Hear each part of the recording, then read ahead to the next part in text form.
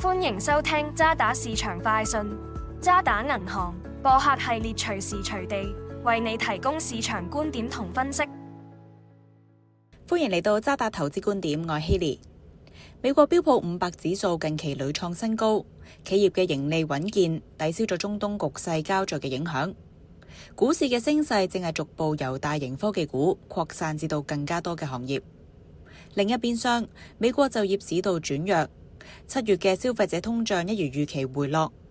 而扣除食品同埋能源嘅核心通脹更加創咗2021年以嚟最低嘅水平，鞏固咗聯儲局年底前維持利率不變嘅預期，有助環球股市延續升勢。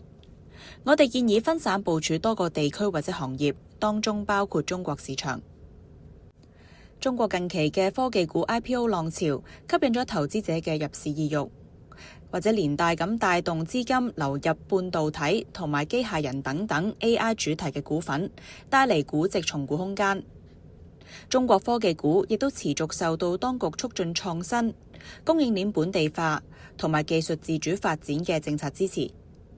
雖然 AI 資本開支上升，引發市場憂慮，令到部分互聯網平台近期面臨投資氣氛嘅壓力，但相信相關嘅投資最終將會提升變現能力同埋開拓新嘅收入來源。我哋維持超配中國科技股，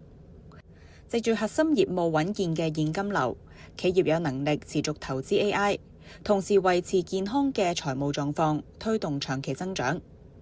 除咗股市氣氛向好，現貨金價今個月亦都由$4000附近反彈大概7%。金價12個月嘅目標上望$4600，而金價同埋澳元3個月嘅相關度提升。而更加重要嘅係澳洲央行唔排除再次加息嘅鷹派立場，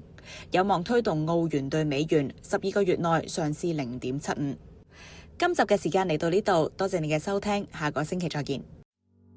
多謝收聽渣打銀行嘅播客系列渣打市場快訊，詳情可瀏覽我哋網站嘅最新市場觀點，或者點擊描述內嘅連結。